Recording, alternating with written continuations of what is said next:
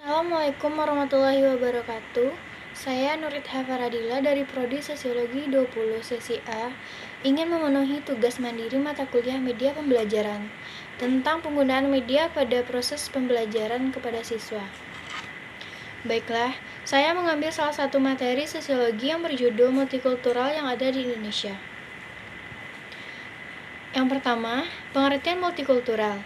Multikultural adalah istilah yang digunakan untuk menjelaskan pandangan seseorang tentang ragam kehidupan di dunia, ataupun kebijakan kebudayaan yang menekankan tentang penerimaan terhadap adanya keragaman dan berbagai macam budaya yang ada dalam kehidupan masyarakat yang menyangkut nilai-nilai, sistem, budaya, kebiasaan, dan politik yang mereka anut. Indonesia adalah salah satu negara multikultural terbesar di dunia. Masyarakat multikultural adalah masyarakat yang terdiri dari berbagai macam suku yang masing-masing mempunyai struktur budaya yang berbeda-beda.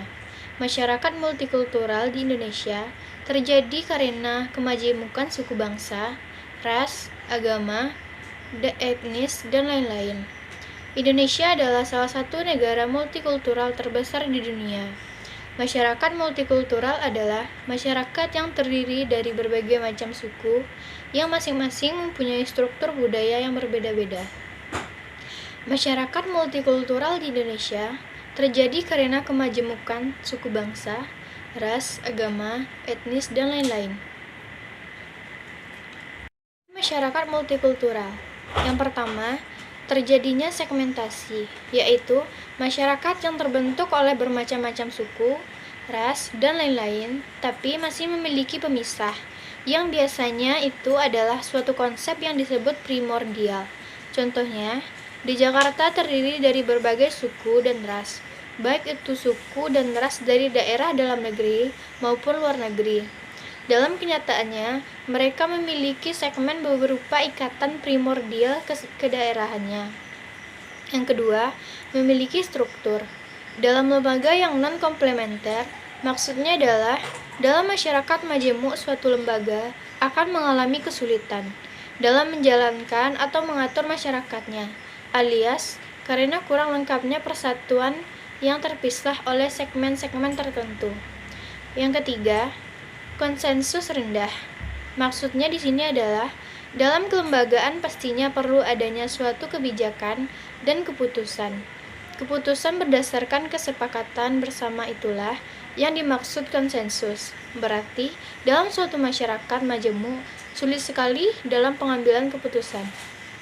Yang keempat, relatif potensi ada konflik. Dalam suatu masyarakat majemuk, pastinya terdiri dari berbagai macam suku adat dan kebiasaan masing-masing. Dalam teorinya, semakin banyak perbedaan dalam suatu masyarakat, kemungkinan akan terjadinya konflik itu sangatlah tinggi, dan proses pengintegrasiannya juga susah. Yang kelima, integrasi dapat tumbuh dengan paksaan. Seperti yang sudah saya jelaskan di atas tadi, bahwa dalam masyarakat multikultural itu susah sekali terjadi pengintegrasiannya. Maka, jalan alternatifnya adalah dengan cara paksaan, walaupun dengan cara seperti ini, integrasi itu tidak bertahan lama. Yang terakhir, adanya dominasi politik terhadap kelompok lain. Karena dalam masyarakat multikultural, terdapat segmen-segmen yang berakibatkan pada in-group feeling tinggi, maka bila suatu ras atau suku memiliki suatu kekuasaan atas masyarakat itu, maka dia akan mengedepankan kepentingan suku atau rasnya. Selanjutnya, faktor masyarakat multikultural di Indonesia. Faktor yang pertama adalah faktor sejarah Indonesia. Indonesia merupakan negara yang memiliki sumber daya alam yang melimpah, terutama dalam hal rempah-rempah, sehingga banyak negara-negara asing ingin menjajah seperti Portugis, Belanda, Inggris, dan Jepang. Dengan demikian, mereka tinggal dalam jangka waktu yang lama, bahkan ada yang menikah dengan bangsa Indonesia. Yang kedua, faktor pengaruh kebudayaan asing. Globalisasi merupakan proses penting dalam penyebaran budaya dalam masyarakat dunia, terutama Indonesia. Dengan sistem demokrasinya, menjadi negara ini merupakan negara yang terbuka. Dengan keterbukaannya tersebut, Masyarakat mudah menerima budaya yang datang dari luar, meski sering terjadi benturan budaya asing dengan budaya lokal. Masuknya budaya asing inilah salah satu faktor memperkaya budaya dan membuat masyarakat terjadi masyarakat multikultural. Pengaruh dari luar wilayah Nusantara banyak memengaruhi keberagaman budaya dan agama, di mana pengaruh tersebut diantaranya dibawa oleh para pedagang asing, penjajah, serta imigran lainnya. Selanjutnya, faktor geografis. Keadaan geografis Indonesia yang dikenal sebagai Zamrud Khatulistiwa ikut memberi kontribusi dalam terciptanya masyarakat multikultural. Letak Indonesia yang berada di antara dua benua dan dua samudra mengakibatkan banyak disinggahi berbagai suku bangsa dari seluruh dunia. Dan selanjutnya faktor fisik dan geologi. Kalau dilihat dari struktur geologi Indonesia, terletak di antara tiga lempeng yang berbeda, yaitu Asia, Australia, dan Pasifik. Kondisi ini menjadikan Indonesia menjadi negara berpulau-pulau dan memiliki beberapa tipe geologi seperti tipe Asiatis, tipe peralihan, dan tipe Australis. Dengan berpulau-pulau, maka kehidupan masyarakat setiap pulau berbeda-beda, sesuai dengan kondisi pulaunya. Masyarakat yang berada di pulau kecil akan mengalami kesulitan sumber daya alam, dan pulau besar memiliki sumber daya alam yang banyak. Selanjutnya, faktor iklim berbeda. Kondisi lingkungan pun memengaruhi keberagaman kehidupan masyarakat di Nusantara. Hal ini disebabkan perbedaan pola penghidupan, mata pencarian, tatanan sosial, dan tipe kemasyarakatan.